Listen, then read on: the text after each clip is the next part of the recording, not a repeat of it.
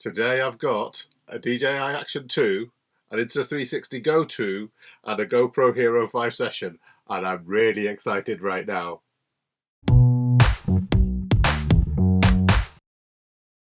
What up nerds, I'm Jay Sharif and I am so excited about this video.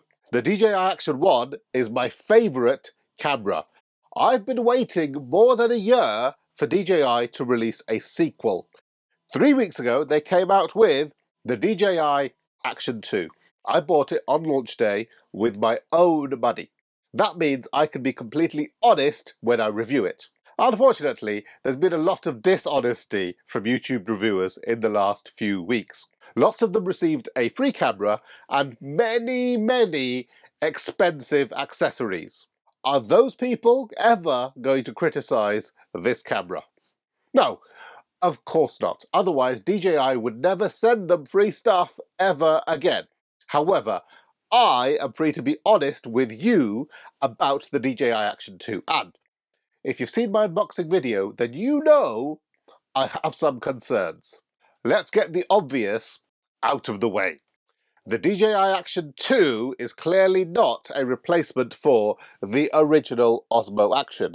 The Action 1 was a serious competitor to the GoPro Hero 7, GoPro Hero 8 and Hero 9. The Action 2 is a very different beast. The form factor is significantly smaller. It's basically half the size. The Action 2 screen is much smaller, the battery is absolutely tiny, and it has a small inbuilt memory.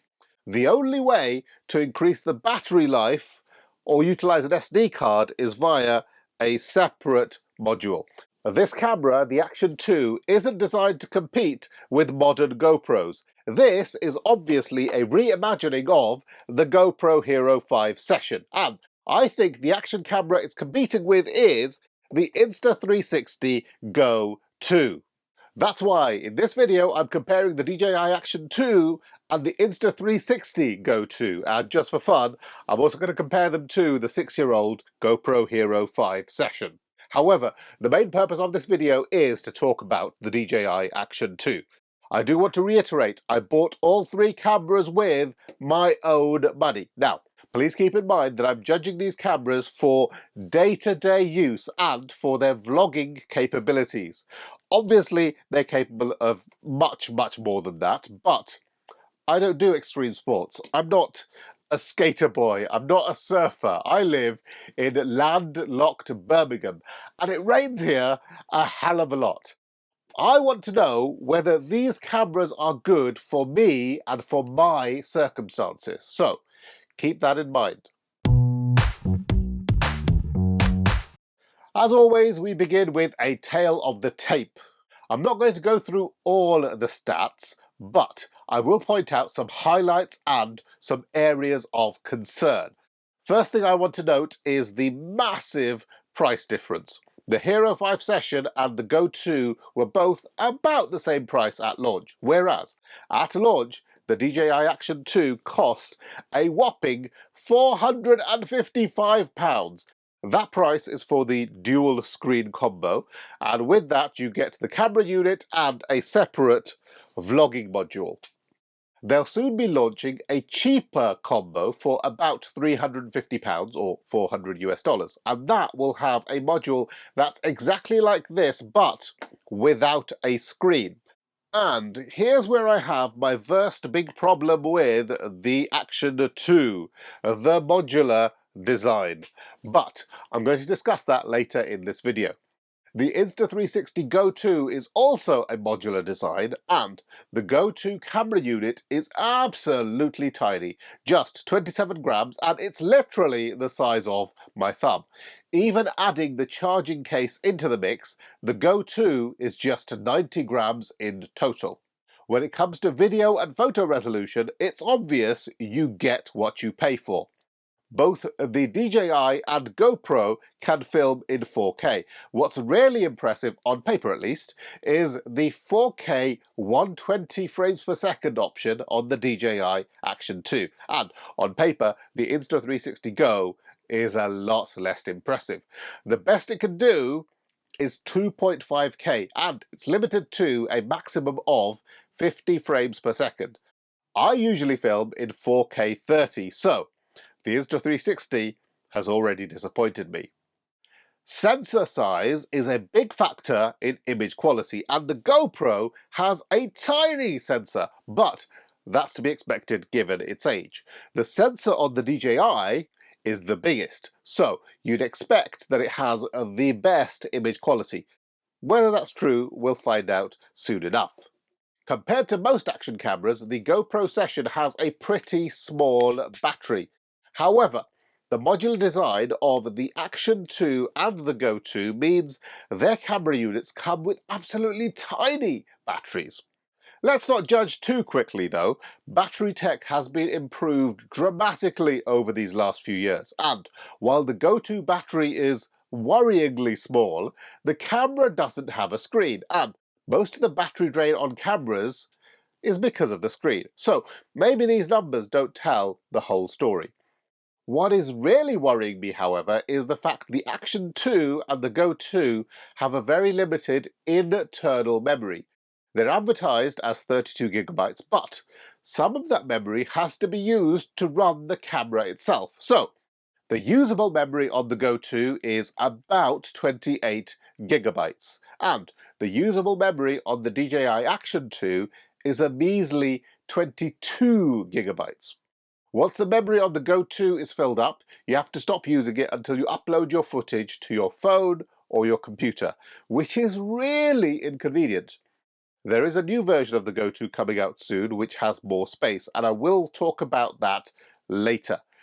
The DJI does have less memory in the camera unit, but both of the screen module and the power module have an SD card slot. Attach those to the camera and you can have extra juice and extra memory, and I'll be exploring how well that system works. The GoPro is different, of course. No modularity, it's an all-in-one unit. The battery is built in, but it can take an SD card up to 256 gigabytes. That's incredibly convenient. As soon as you run out of space, you can just insert a new SD card. Finally, here are some common features across all three devices. They're all waterproof. The Insta360 Go 2 up to 4 meters, while the GoPro and DJI can go down as far as 10 meters. They all have HDR video, image stabilization, and can connect wirelessly to your smartphone. So, let's get on with it. As usual, I'm going to compare these cameras in the following categories: video quality, audio quality, battery life, and usability. When it comes to cameras, those are always the four most important criteria. The Insta360 Go 2 tops out at 2.5K resolution. Both the DJI and the GoPro can shoot in 4K. However, for this video test, I'm going to shoot with the DJI and GoPro in 2.7K, and there's a good reason why I'm doing that. The GoPro only has stabilization in 2.7K, and the DJI only has horizon leveling in 2.7K. So, in the real world, if I was using these cameras for vlogging or action sports, I would be using the DJI and the GoPro in 2.7K, because that's the resolution where they perform best. And I'm not just saying that for the sake of this video to keep it interesting. I've had this GoPro for years, and it's been in 2.7K mode from the day I bought it. By the way, there is very little difference between 2.5K and 2.7K. 2.5K has 3.7 million pixels, and 2.7K gives you 4.1 million pixels. If you really want to know how the DJI Action 2 performs in 4K, that will be covered in my video comparing it to the GoPro 10. So subscribe, because that's coming very soon. Anyway, enough talking. Let's head outside and test these cameras in the real world. As usual, first things first, let's start off with a quick vlogging test so you can see how the image looks from each of these cameras. Of course, they're all at 30 frames per second, either 2.7K or 2.5K.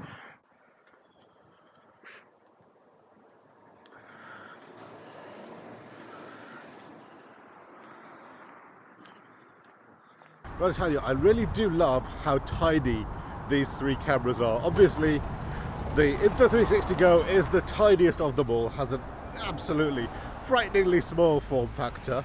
The DJI Action 2 isn't far off, but of course there's a price to pay in terms of battery life because of the diminutive size of these two cameras. The king of battery longevity is certainly the GoPro Hero5 Session, which is just shockingly good how long it can keep going. But of course, it's slightly bigger and it also has no screen to worry about, something that the DJI Action 2 certainly does have to worry about.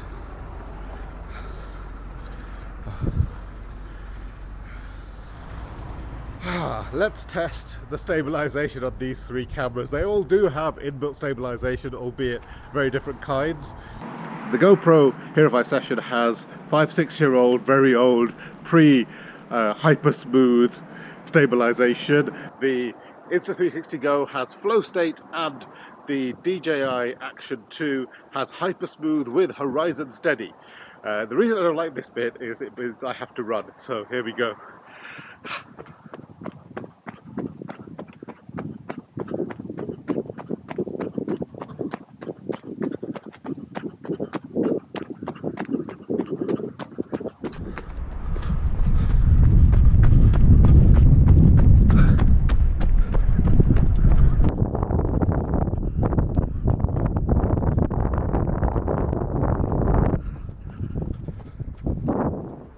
I think it's snowing.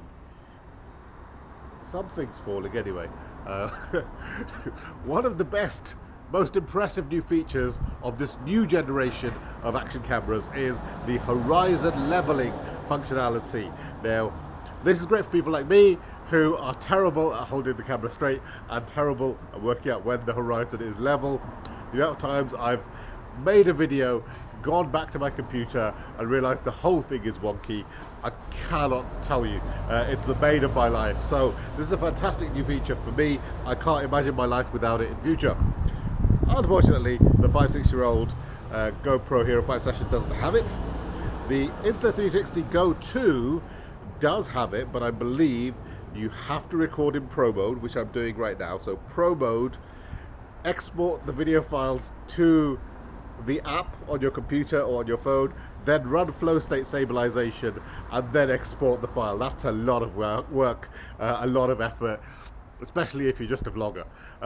Brilliantly, the DJI Action 2 has horizon leveling and rock steady 2.0 built in to the camera. The files come out exactly as you want them with the horizon level. Only capable of doing it all the way up to 2.7K, however. Not available in 4K, or at least not yet. Hopefully there will be some kind of firmware update in future that will mean you can do 4K horizon leveling in the DJI Action 2. You can do 5.3K horizon leveling in the GoPro 10. So you're falling behind DJI. But let me show you what I mean. This is what I mean. Just twisting all three cameras right now. And you can literally turn the cameras upside down and they should still, that's not a flattering view of my arm, they should still keep the horizon absolutely level. It's hugely impressive. It is hugely impressive, and like I said, can't imagine my life without it. Time for a low light test. It is 2 o'clock in the morning, 2 a.m. So I'm going to try and whisper so I don't wake any of the neighbors. This is what it looks like on the DJI Action 2. This is what it looks like on the Insta360 Go 2. And this is what it looks like on the GoPro Hero5 Session. And this is what it looks like on all three together. So you decide. Which of these is better? Which of these is working well?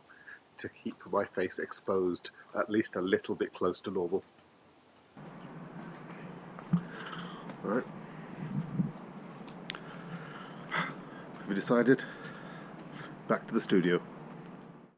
Now, I didn't edit that footage in any way. That was all straight out of camera. The only exception being, of course, the horizon leveling footage of the Insta360 Go 2. To get horizon leveling on the Go 2, you have to run it through the Insta360 app. Now, personally, I don't like the image from the Go 2. It just seemed a little less pleasing to my eyes than what I got out of the GoPro and the DJI. And I think it's pretty clear the DJI has the best image quality by far. In the low light tests, it was very clear none of these cameras perform well once the sun goes down, and it's very hard to rank them. I think I'd pick the DJI over the Go 2, simply because the image on the Insta360 was very, very noisy, and I'd put the GoPro dead last. In terms of stabilization, it's pretty obvious that the GoPro performs badly. In its day, it may have been impressive, but Stabe tech has improved dramatically in the last 3 years. The Action 2 and Go 2 are both excellent when it comes to stabilization. It's actually hard to say which is better, but if I had to choose one, I'd say I prefer the DJI. And that's simply because the Go 2 doesn't do its best stabilization in the camera. You have to film in Pro mode and then run your footage through the Insta360 app to get proper flow state stabilization. That's a pain. So, for stabilization, I'm making the DJI the overall winner. Which means that for video quality, it's pretty obvious that the DJI Action 2 is a clear winner. It's the best option in every category. As I mentioned before, I'm a little bit hard of hearing, so audio testing isn't my forte. All of these cameras sounded very similar to my ears. So I'm going to let you decide for yourself which sounds better. Right, time for a little walk and talk vlogging test. Now, I am very close to a main road. There are trucks and cars and buses going by. Hopefully you can still hear me. All of these cameras, as they are, have one microphone each. Although if I add one of the other modules to the DJI Action 2, then it will have an extra 3 microphones, so 4 in total. That should improve the sound quality immensely.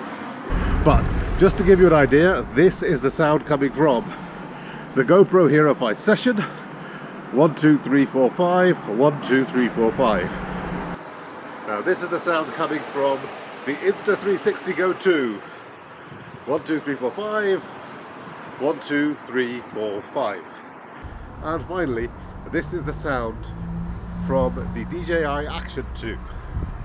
1, 2, 3, 4, 5. 1, 2, 3, 4, 5. And finally, just for completeness, this is what it sounds like on the DJI Action 2 when it's got the additional module attached. So right now, I've got 4 microphones pointed at me, or at least pointed around me.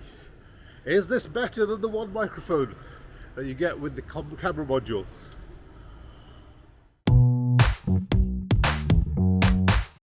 Battery life is incredibly important, and I wanted to make sure my testing was done in a fair and objective way. So, all 3 devices were fully charged. The GoPro and DJI were set to 2.7K at 30 frames per second, and the Go 2 was set to 2.5K at 30 frames per second.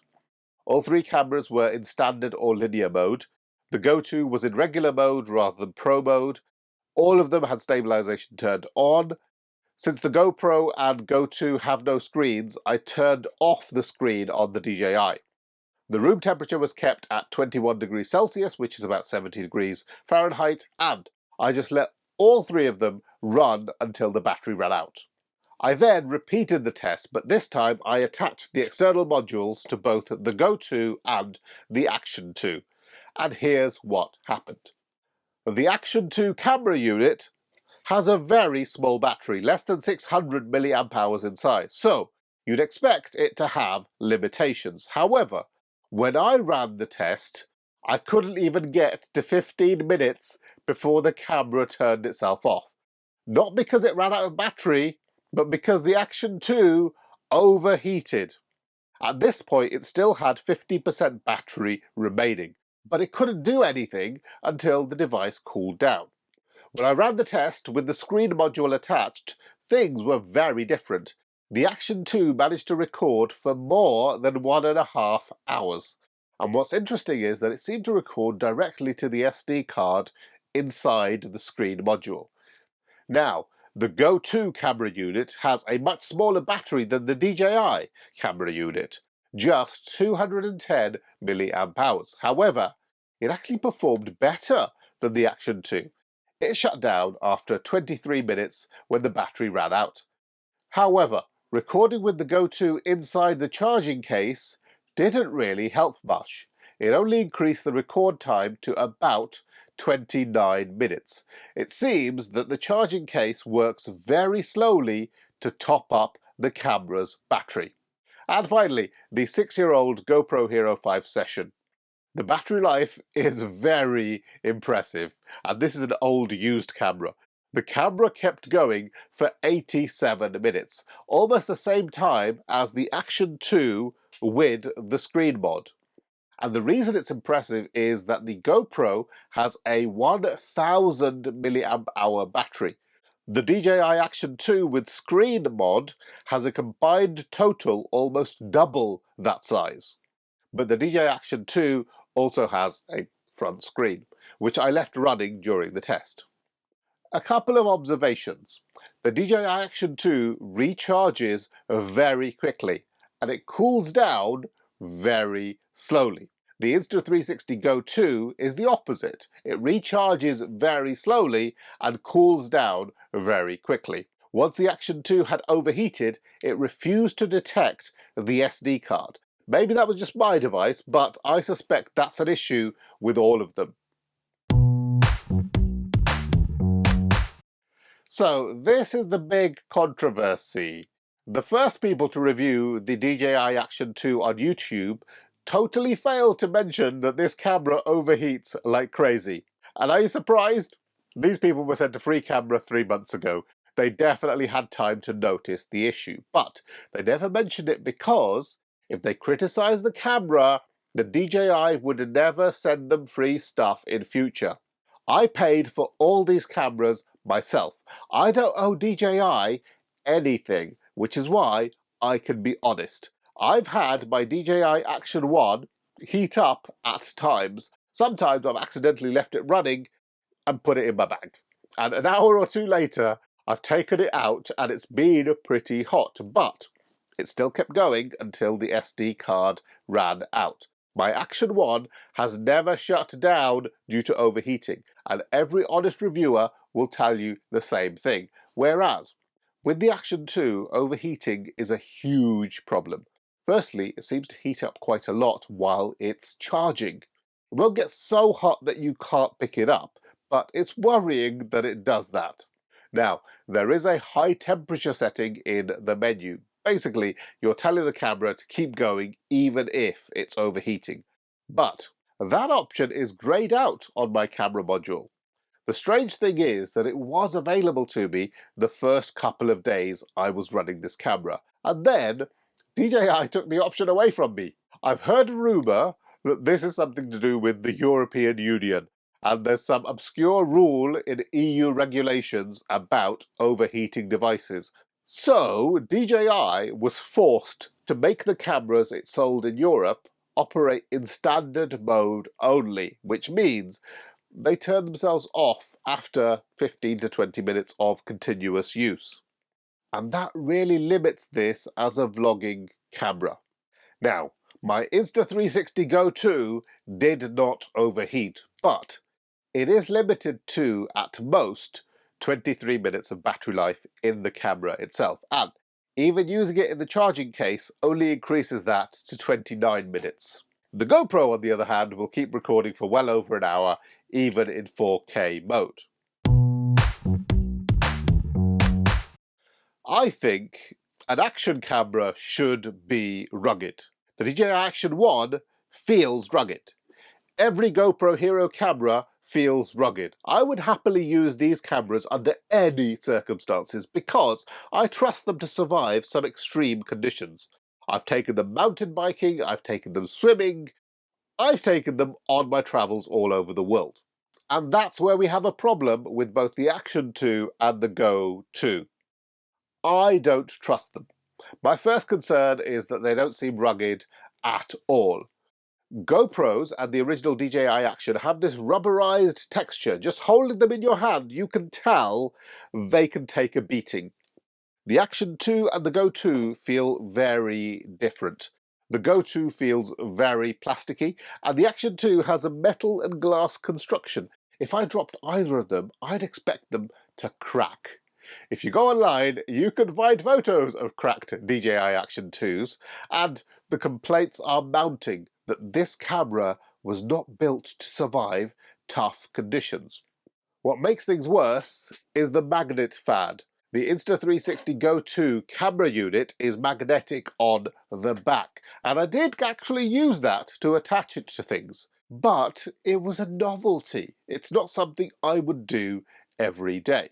And frankly, I don't consider magnetic attachments to be sturdy and secure. This woman has attached the Go 2 to her body using the magnetic lanyard. Now imagine her jumping up and down. You imagining it? Or imagine her running, in slow motion on a beach. Do you honestly think that camera is going to stay where it is? I don't. And things are just as bad for the DJI Action 2. I talked about this in my unboxing video. Both the camera module and the vlogging module connect magnetically. And there are two mounts that come with the camera. One connects to GoPro style accessories. The other one has a 1/4 inch thread at the bottom, which means you can attach it to tripods. Like so. Both of those are sturdy and secure ways to attach cameras and accessories. What doesn't feel so sturdy is the way the camera itself attaches to these mounts. Now, don't get me wrong, these are very strong magnets. And the little clasps on the side do give you some extra confidence, but I trust this a hell of a lot more than this. My fear is that my obviously fragile camera is going to fall off and shatter the screen. It's a problem, but it's not my biggest problem. My biggest problem with the DJI Action 2 is the modular design. You see, my main disappointment with the Action 2 is that it's not an all-in-one device. The GoPro is a standalone piece of kit. I can charge it with a USB cable, and if I want to access my video files, I just remove my SD card and plug it straight into my computer. You can't do that with the DJI Action 2, and you can't do it with the Go 2 either. Both DJI and Insta360 have sacrificed battery life and memory capacity for compactness. However, I have to give Insta360 some credit. They've listened to their critics and come up with solutions. Firstly, they've launched a new version of the Go 2 with 64 gigabytes of internal memory. That's probably going to mean 60 gigabytes of usable internal memory. That's way more than the 22 gigabytes you get in the DJI Action 2. And the 64 gigabyte version of the Go 2 only costs $30 more than the original model. Insta360 have also released a small camera mount that can be used to charge the camera while it's running. Now sadly, it's not waterproof, but I do think it's an incredibly useful accessory. So useful, in fact, that it's been sold out since the day it launched, but you can get it at Alibaba, AliExpress, whatever it's called. And I think Insta360 deserves a lot of credit for both of those products. Let's talk about controls. As I said at the start, the Insta360 Go 2 is just 27 grams, and it's literally the size of my thumb. Now, The camera unit on its own can record footage, but you can't actually access anything using the camera alone. You have to use the charging case to control the camera settings, and you can plug the case into your computer to download footage. Alternatively, all three of these cameras let you use an app to change the settings, start recordings, and download footage. I really do like the apps for the Action 2 and the Go 2. They do everything you need, basically. And if you're using the Pro mode on the Go 2, then the Insta360 app opens up a world of possibilities. You can change the aspect ratio of your video, only three options though, widescreen, portrait, and square. You can change the field of view, so if it doesn't look good in ultra wide, then you can make it narrower within the app. You can lock the horizon so the video stays totally level no matter how unsteady your recording was. You can also apply color corrections for underwater footage. They even have an option called Color Plus, which I never use. It's supposed to make your videos look more vivid. Instead, it makes the footage look like a cartoon. Overall, I really like the Insta360 app, but I can't see myself using it much.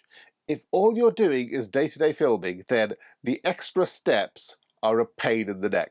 Firstly, filming in Pro mode fills up your memory far quicker, as the files have a lot more information in them. The app uses that information to give you all those extra options. Secondly, it adds extra work to the editing process. You have to download your footage into the app, make the adjustments you want, then export the footage to your computer, and then you dump it into your video editing software. Ain't nobody got time for that. Indeed, ain't nobody got time for that. That's why I'm happy to use normal video mode on the Go too. The footage looks okay, and the standard mode video stabilization works well enough. The DJI Action 2 uses the Mimo app, which is functional, but I have often had connectivity issues between my app and the camera. Of course, you can control the Action 2 using the touchscreen on the back, so I've never really needed to control the camera using the app. And if you've got the screen module attached, that also allows you to access the menu system. It actually looks very similar to the menu on the DJI Action 1, which is great because that's a very intuitive and functional design. Unfortunately, the touch screens on the Action 2 are much smaller and a lot less responsive than the screen you get on the original DJI Action.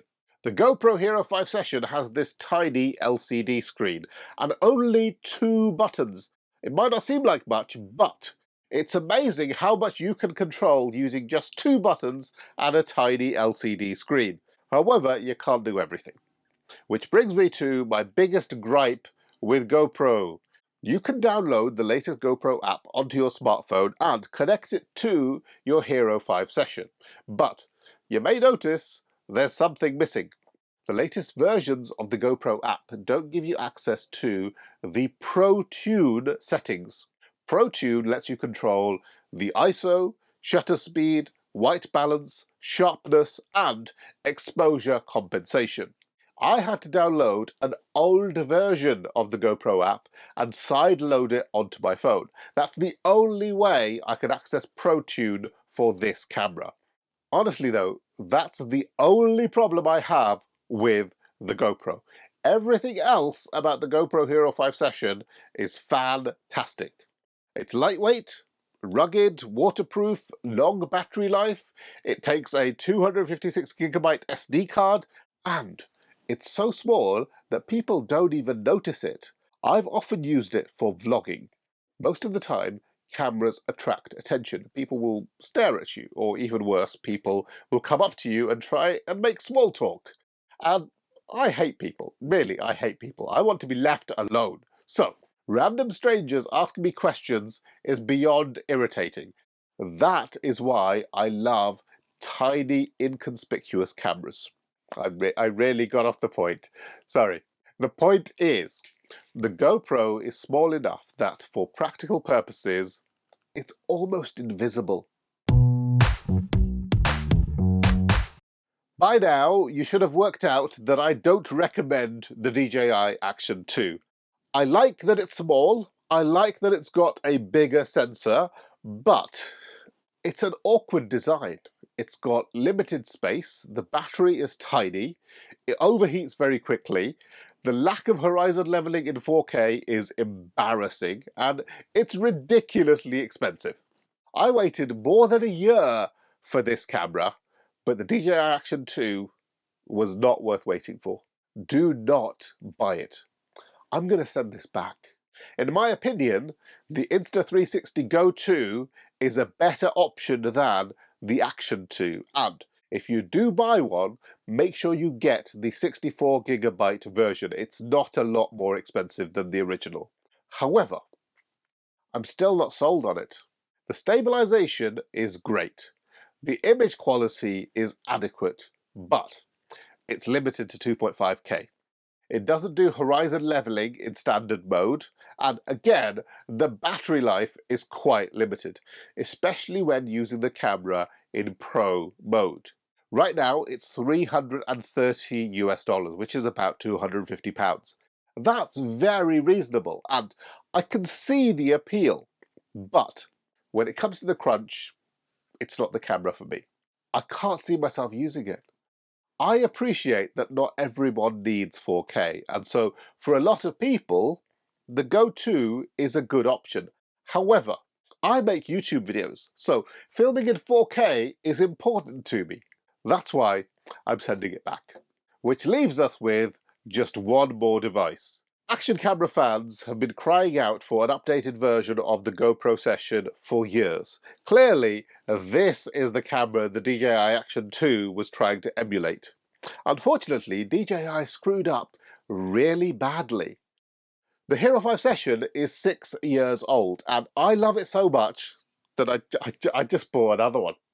It cost me £120, and I think it was money well spent. So basically, my conclusion is that everyone should buy a GoPro Hero5 Session. Yes, it has some ropey stabilization, but as a basic camera for vlogging and for everyday use, this is the perfect device. That's all for today. I'll be back with another video very soon. Later, nerds!